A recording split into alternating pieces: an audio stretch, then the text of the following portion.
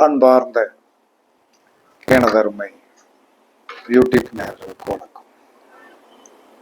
இதுவும் ஒரு முக்கியமான பதிவு தான். முடக்கு அப்படிங்கிறது ஜோதிடத்துல உண்மையானது தான். ஒவ்வொரு கிரகமும் முடக்கானால் எப்படி டீசெண்டா அதை சரி பண்றது அப்படிங்கிறது தான் ஜோதிடம். இன்டீசெண்டா நிறைய சொல்லலாம். அப்படி ஜோதிடம் உண்மையாக படித்தவன் சொல்ல மாட்டான். இப்ப ஒருத்தனுக்கு சூரியன் முடக்காகி போச்சு, சூரியனுடைய ராசியோ முடக்காகி போய்விட்டால் அவர்கள் என்ன செய்யணும்? டெய்லி எந்திரிச்ச உடனே சூரியன் உதிக்கிறதுக்கு முன்னாடி எந்திரிச்சிடணும். சூரிய உதயம் 6 மணினா 5:30 மணிக்கெல்லாம் எந்திரிச்சு குளிச்சிடணும். குளிச்சுட்டு அவர் உதயமாகி வர்ற நேரத்துல ஒண்ணுமே செய்ய வேண்டாம், மாடியில சேர போட்டு 10 நிமிஷம் உட்கார்ந்துருங்க. சூரியன் முடக்கு தோஷம் சரி செய்யப்படும். இது ஒரு அற்புதமான இதுக்கு என்ன பிரச்சனை? சூரியன் நேசமாக இருக்கட்டும் ஐயா, பிறந்துட்டோம், என்னையா பண்றது? சூரிய உதயத்துக்கு முன்னாடி எந்திரிச்சிரு, அது நம்மளுடைய வாழ வச்சிரும். அதற்கு அடுத்து என்ன சொன்னான்னா 5:30 மணிக்கு எந்திரிச்சு குளிச்சிடணும். குளிச்சுட்டு என்ன சொன்னா 6 மணிக்கு மேல மாடியில போய் 1/4 மணி நேரம் 1/2 மணி நேரம் பேசாம உட்காந்துருங்க.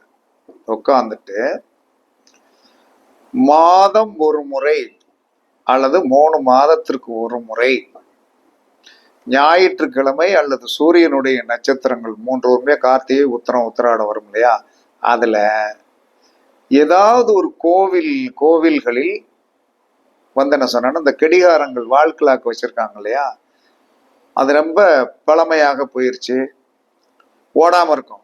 நம்ம வீட்லயே சில நேரங்கள் பார்க்கலைன்னா கவனிக்காம இருந்தா ஓடாம இருக்கும். அதற்கு பேட்டரி செல் வாங்கி கொண்டு போய் போடுங்க.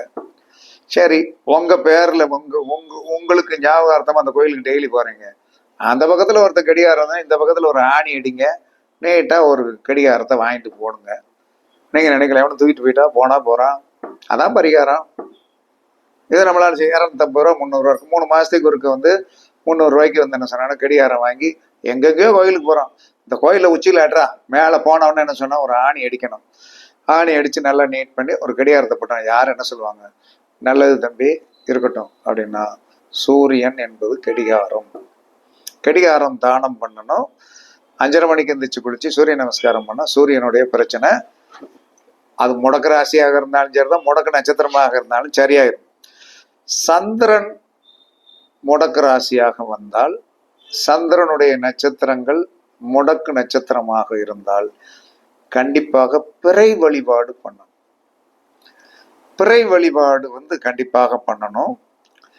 இந்த பால் ஊட்டுகின்ற தாய்மார்களுக்கு உணவு கொடுக்கணும். பால் ஊட்டுகின்ற தாய்மார்களுக்குன்னா உணவு கொடுக்க முடியும் அப்படின்னா, ஆஸ்பத்திரிகளில் என்ன சொன்னாலும் குழந்தை பிறந்திருக்கும் இல்லையா, இந்த குழந்தை பிறந்திருக்கிற 4 குழந்தை பிறந்திருக்கும். அங்க ஏதாச்சும் ஒரு என்ன சொன்னா யாரோ ஒரு அங்க இருக்கிற ஊழியரை பழக்கம் பிடித்து கொண்டு 3 மாசத்துக்கு ஒருக்க திங்கட்கிழமையோ அல்லது ரோகிணி, அஸ்தம், திருவோண நட்சத்திரம் வரும்போது அந்த தாய்மார்களுக்கு உபயோகப்படும் மாதிரி, அதாவது குழந்தைகளுக்கு பால் கொடுக்கணும். நம்ம அந்த பிறந்த குழந்தைக்கு உடனே என்ன சொன்னா பாலை கொடுத்தோம்னா கொடுக்க முடியாது. அப்ப நம்ம என்ன செய்யணும்? தாய்க்கு பால் ஊறுகின்ற மாதிரி உணவு கொடுத்தோம்னா அது ஒரு ஆஸ்பத்திரியை பழக்கம் முடிச்சு வச்சுட்டு அங்க இருக்கிற வேலைக்காரர்கள்ட்ட கொடுத்து, அந்த ஆஸ்பத்திரி மூலமாகவே போகும்போது எங்க ஆஸ்பத்திரியோட கிஃப்ட் அப்படின்னு சொல்லிட்டு ஒரு டப்பா நல்ல என்ன பால் பொருட்களில் செய்யப்பட்ட அற்புதமான உணவுகள் எத்தனையோ கிடைக்கிறது. அதை கொடுத்தீர்கள் என்று சொன்னால் சந்திரனால் ஏற்படக்கூடிய அந்த சந்திரன் முடக்கு நட்சத்திரமாக வந்தால் கண்டிப்பாக ஜெயிச்சிருவீங்க.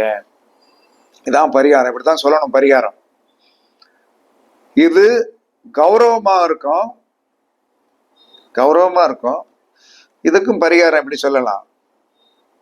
சிறு குழந்தைகள்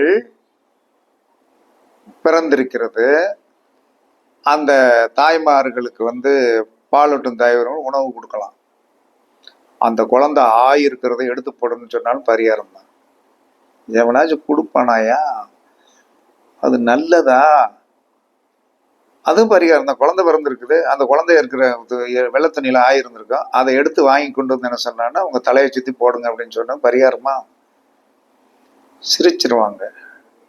ஜோதிடம் புனிதமானது, டீசெண்டானது. அதை போய் குப்பைத்தொட்டி எனக்கு ஆக்காதீங்க, யாராக இருந்தாலும் சரிதான். எதிர்த்து கேட்கணும், என்ன இப்படி பரிகாரம் சொல்றீங்க அப்படின்ட்டு. இதை நான் காழ்ப்புணர்ச்சியில சொல்லல. மனிதனாக பிறந்தவன் அத்தனையுமே இறைவனுடைய சொத்தியா நீங்களா? உயர்ந்தவன் தாழ்ந்தவன் எவனாக இருந்தாலும் என் அப்பன் படைத்தது வந்து கடவுள் படைத்தது எல்லாரையும் ஒன்னுபோலதான் படைச்சான்.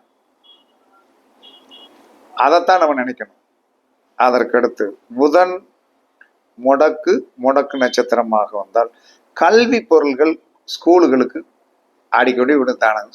பென்சிலு, ஸ்கேலு, ரப்பரு, ஒரு பண்டல் வாங்கி கொண்டு போய் கொடுத்துட்டு ஒரு ஸ்கூல் ஹெட்மாஸ்டர்கிட்ட, பிரைவேட் ஸ்கூல் எத்தனையோ இருக்கு, வர்ற குழந்தைகளுக்கு ஏதாவது கொடுங்க, பென்சில் கொடுங்க, தப்பா எடுத்துக்காதீங்க, நான் மாசத்துல ஒரு 3 மாசத்துக்கு ஒரு வாங்கி தரேன்னா கண்டிப்பாக வாங்கிக்கிடுவாங்க. அந்த மாதிரி தான் செய்யணும். புதன் என்று சொல்லக்கூடிய அந்த கிட்ஸு, இளம் பள்ளி குழந்தைகளுக்கு நீங்கள் உதவி செய்ய புதனுடைய தோஷம் போயிடும். அதுக்கடுத்து குரு முடக்கு ராசியாகவோ அல்லது முடக்கு நட்சத்திரமாக வந்துட்டாலோ ஓரளவு சாப்பிடக்கூடிய குழந்தைகள் இருக்கு இல்லையா, சாப்பிடக்கூடிய குழந்தைகள், ஆனால் பெரிய பற்றாக்குறை இருக்கும். அந்த வீட்டில் வந்து பெருசா வாங்கி போட முடியாது.